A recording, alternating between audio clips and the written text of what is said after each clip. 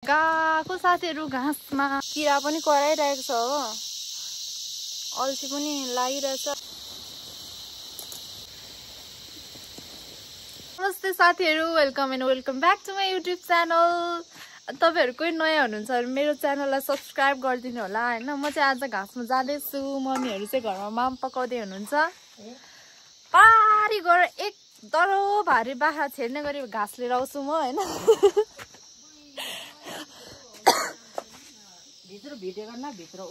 अनि भित्र देखाइदिनु पर्यो। यहाँ भित्र चाहिँ मेरो ठुलो मम्मी हिजो आउनु भएको छ, अलैँची छोडाउँदै हुनुहुन्छ। ठुलो आमाले चाहिँ यहाँ सबै साथीहरूले देख्छ नि त। नमस्ते भन्दिन् न, एकचोटि भन्दिन् न, नमस्ते भन्नु त मुखले। नमस्ते। कालो सुन छोडाउँदै हुन्छ। दाग धब्बा नै दाग धब्बा आएको छ यहाँ आएदेखि, घर आएदेखि। मैले सनस्क्रिन पनि लगाएको छैन नि त।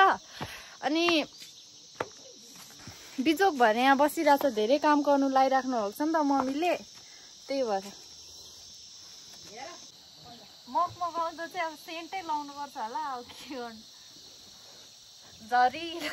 झरिलो चाहिँ यो जुनिया फेरि हुनै सकिन। उसको सँगैको अब एउटा कम्पनीको साथीहरूको होइन, बुढीहरूलाई खत्र रमाइ हातमा ढोटोस परेको आफ्नो बुझ्दा पुग्ने यस्तो हुँदाखेरि मन कस्तो हुन्छ नि। पन्जा खै एउटा मात्रै दिनु भएको दाइनेमा के लाउनु चाहिँ त्यही मैलो न मैलो पन्जा रहेछ। कस्या थिप्लिन्छ मैलो होइन, काजर कस बसेको। कति साह्रो मैलो, काजरको कस बसेको। तर मन्दिरमा चढाउने र त्यो पन्जा लाएर कतिवटा काम खराउनु पर्छ। अनि कहाँ साथीहरू मेरो डोको चाहिँ यत्रो छ होइन। यहाँ एक भारी घाँस लिएर चाहिँ म बाख्रा आज छेराउने सोच गरिरहेको छु। उति पारिपट्टि बाटो मुनितिर काट्नु। म चाहिँ लाग्दै अब मम्मी गएकै घाँसमा भरे काट्नु नानी। ल नजानु है। ल 1 घन्टा घाम पनि तापेर आउँछु म। गएको साथीहरू घाँसमा। म त यिनीहरूलाई नै घाँस काट्नु लागेको, यो पिसातहरूलाई। कहाँ भयो? ए हाई भन, यहाँ हाई भन।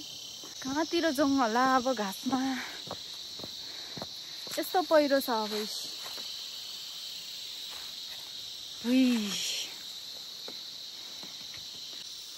यहाँ यस्तो पहिरो छ, यहाँ माथिबाट जानुपर्छ, यसरी हिँड्नुपर्छ।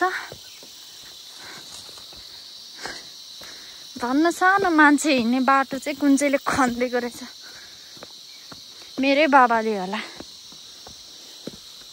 खनिदिनु भएको बाटो पनि। किराहरू कराएको सुनिराख्नु भएको छ र साथीहरू।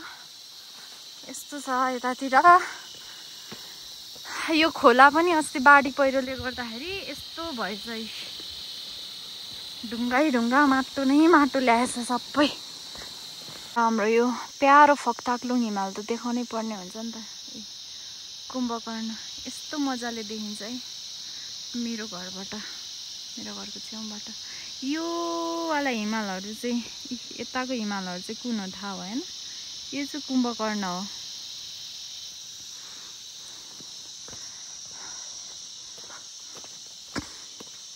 किरा पनि कराइरहेको छ हो, अल्छी पनि लागिरहेछ, घाम पनि लागिरहेछ। अब उस तल्लो डिलतिर एक भारी घाँस पुऱ्याएर जान्छु। खासमा चाहिँ म घरबाट घाम ताप्नु पनि भनेर, यसरी पिसफुल इन्भाइरोमेन्टमा इन्जोय गर्छु भनेर आएको हो क्या। घाँस काट्नु त मेरो बहाना हो। यहाँ जङ्गलमा आएर घाम तापेर किरा कराएको सुन्दै बस्ने मेरो चाहना हो होइन।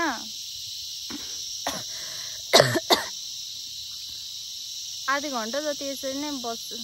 अनि त्यसपछि यहाँ तल्लो डिलमा जान्छु, घाँस काट्छु। हाम्रै जग्गा हो नि त यो सबै।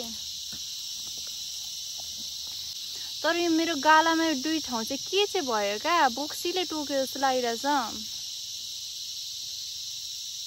पन्जा पनि फाटेछ।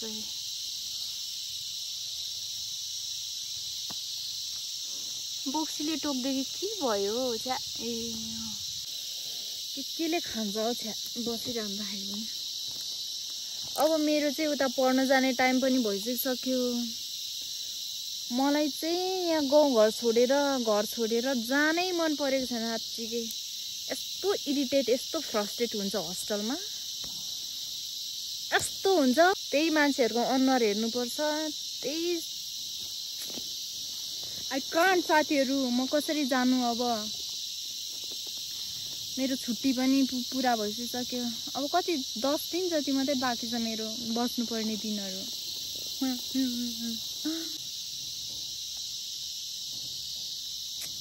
अब त घामले पनि पोल्नु थाल्यो।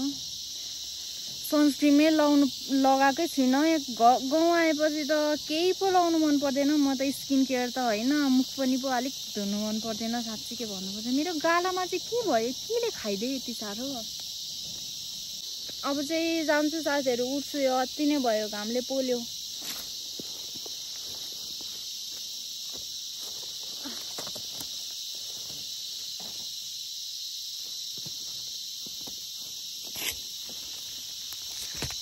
जङ जङ साथीहरू, घाँस काटौँ अब। कुरो मात्रै छ, सबै घाँस पनि यस्तै। कुरो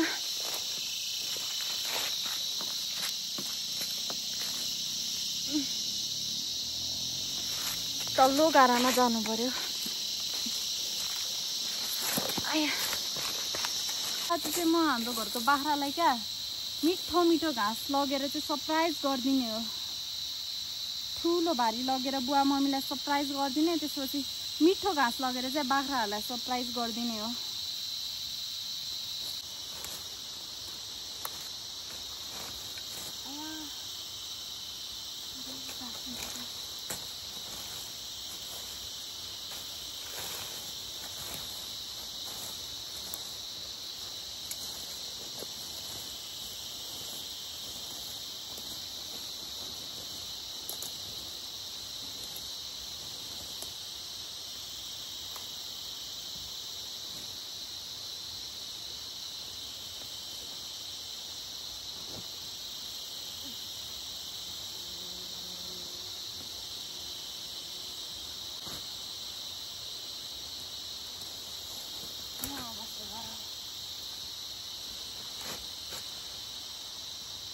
जति थिच्यो त्यति मुनि जान्छ। घाँस त भारी त, निम्ठो पनि पुग्दैन त हौ।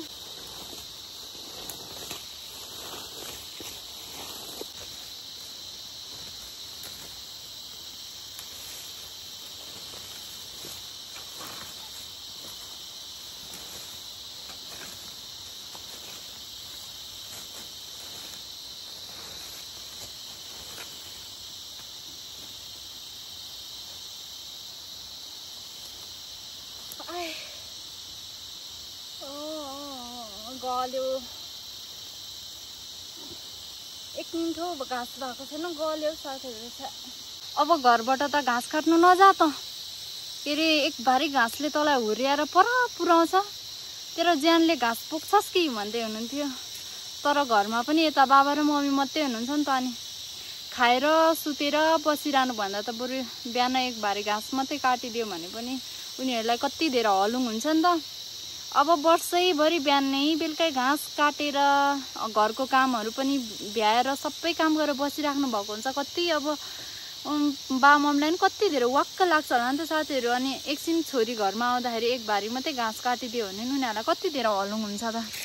त्यही भएर मात्रै म घाँसमा आएको साथीहरू। नत्र चाहिँ मलाई नजा भन्दै हुनुहुन्थ्यो।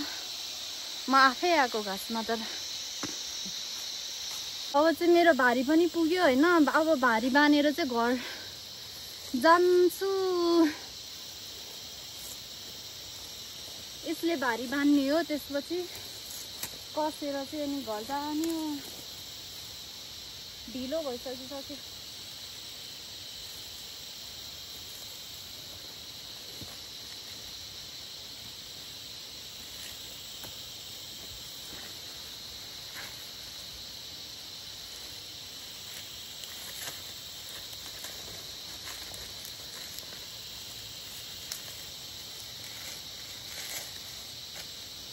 यति भयो त बाख्रा पनि कस्तो नअगाउला होइन।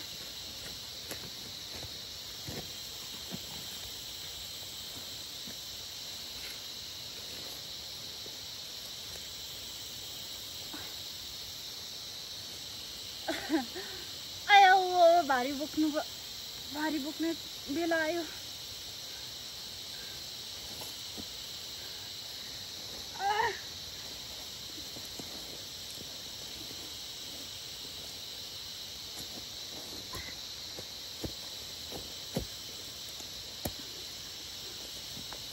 बलियो पो छु त साथीहरू, म त यस्तो धेरै बलियो छु, यति धेरै भारी बोकेको छु।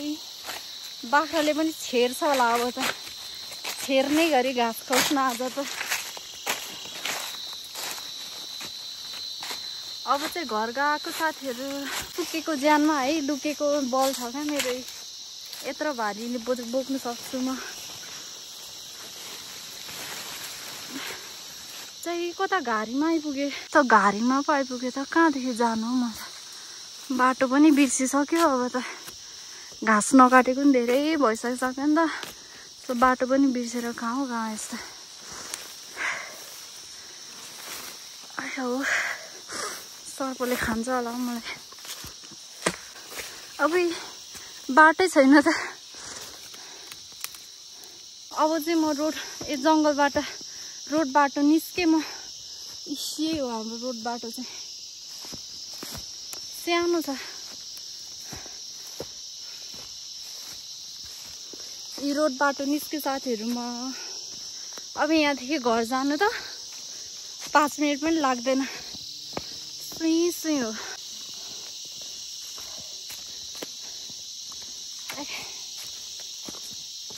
कस्तो एकपट्टि टाउको दुखेको छ।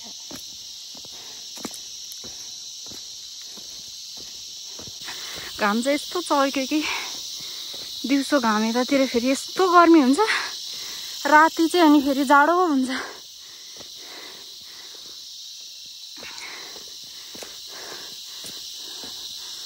ला बाबाले अघि ल्याएर हालिदिइहाल्नु भएछ नि यिनीहरूलाई सरप्राइजै भएन नि। ओहो बाबाले अघि हालिदिनु भएछ नि, सरप्राइज दिनु पर्यो भनेको त बाबाले अघि काटेर हालिदिइहाल्नु भएछ नि।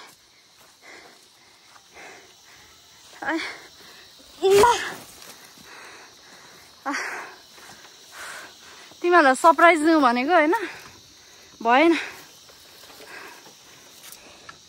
कच्चा त कहाँ पो छ फेरि।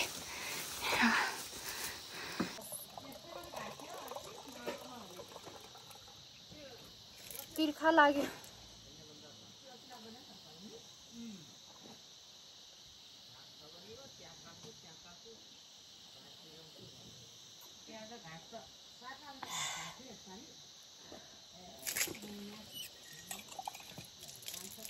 गाउँको फ्रेस एन्ड अर्गानिक पानी खानुको मजा नै छुट्टै छ। मम्मी आज राति सपनामा मैले जुकाले खुट्टाभरि टोकेको देखेको थिएँ कि, उठेर हेर्दा त मेरो गालामा यहाँ डामै डाम छ। बोक्सीले टोकेको होला मलाई।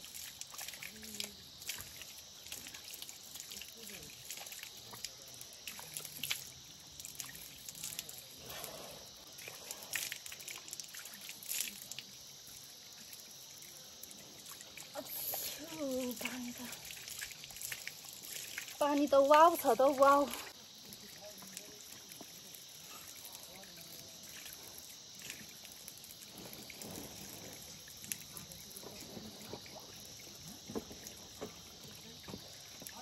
Hi guys, and don't forget to like and subscribe my YouTube channel. See you soon next video ma भेटौँला है, bye bye.